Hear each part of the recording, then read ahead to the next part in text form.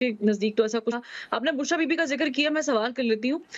बुशरा बीबी ने भी कल अडयाला में वो जो 190 मिलियन पाउंड वाला केस है, उसकी समाअत के दौरान जो है, पहले उन्होंने जज पे अदम एतमाद का इज़हार किया और फिर कुछ देर के बाद वो एतमाद में बदल गया। ये एक्चुअल स्टोरी क्या है फ्रॉम अदम एतमाद टू एतमाद?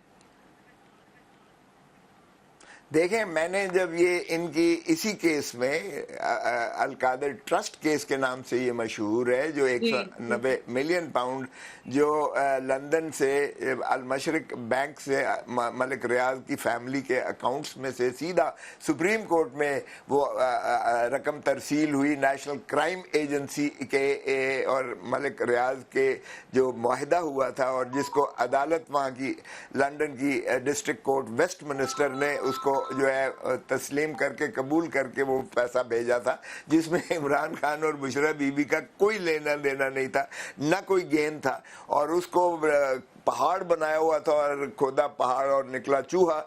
और इसी तरह जो है जब ये यूनिवर्सिटी का जो सुहावा में जो मलिक रियाज ने ज़मीन दी थी ट्रस्ट के नाम, वहाँ यूनिवर्सिटी कायम और दायम है, और वहाँ भी शहादत ये आई कि न तो Imran Khan as a trustee ज़रूर है और बुशरा बीबी ट्रस्टी ज़रूर है, लेकिन उसका एक धेले का गेन नहीं है, क्योंकि वो ट्रस्ट है और ट्रस्टी ना तनख्वाह ले सकता है, ना TADA ले सकता है, ना उसमें मुदाखलत कर सकता है। और वो यूनिवर्सिटी फंक्शनल फाल है, जिसमें 150 बच्चा जो है मुफ्त तालीम हासिल कर रहा है, और वो गवर्नमेंट कॉलेज की यूनिवर्सिटी के साथ एफिलिएटेड है। सो वो ट्रस्ट के नाम है। तो वो जब जमानत हो गई उस केस में से, तो फिर जज साहब ने जो जिसकी आप बात कर रहे हैं, उन्होंने फिर उसको बुलडोज करने की कोशिश की ताकि उस हाई कोर्ट के ऑर्डर को नलिफाई किया जाए। जिस तरह से सुप्रीम कोर्ट का हुक्म जब साइफर के केस में सुप्रीम कोर्ट ने जमानत ली और कहा कि ये तो कोई केस ही नहीं है, तो नीचे से उस सुप्रीम कोर्ट के ऑर्डर को नलिफाई करके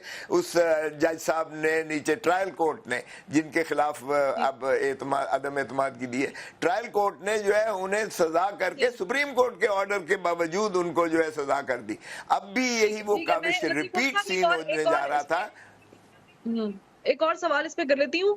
एक तासुर है कि एक-एक करके इमरान खान साहब को रिलीफ मिल रहा है केसेस में, लेकिन फिर एक-एक करके केसेस भी जो हैं तैयार हो रहे हैं। जैसे टेहरियान वाइट केस है, इसमें ज़ाहिर है कि पाकिस्तान तहरीक-ए-इंसाफ ने नए सिरे से जो समाअत मुकर्रर की है, इस पर तशवीश का इज़हार किया है। ये रिलीफ मिल रहा है, ये तकलीफ मिल रही है? देखें, जुडिशियल अवाम आज नाबल्द नहीं है। आज सोशल मीडिया का दौर है, ये कोई 1960, 70, 80, 90 की दिहाई नहीं है, माफ़ कीजिएगा। अब ये जो मज़मूम काविशें जितनी ये नए कोई केस बनाने की कोशिश करेंगे, देखें टेरेन वाला केस में 2 जज पहले ही 3 जजेस की बेंच थी, 2 जजेस उसको खारिज कर चुके हैं 2 जजेस। और ये बात वो जो 6 जजेस ने लिखा है चिट्ठी सुप्रीम कोर्ट को भेजी है, उसमें इसका जिक्र है बाकायदा। तो फिर ये टेरेन केस को खोलने से कोई फ़र्क नहीं पड़ेगा, ये भी खारिज हो जाएगा।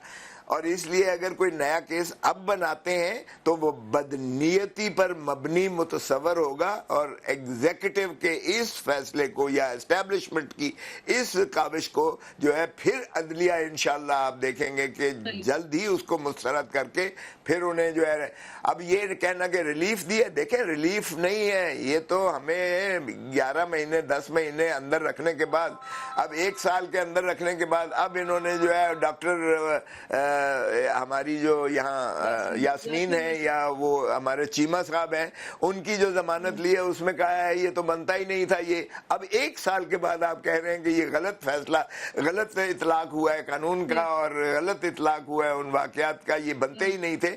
साल 1 का अंदर रखने के बाद आपको ये कहा है। देखिए हमारे अदालती निज़ाम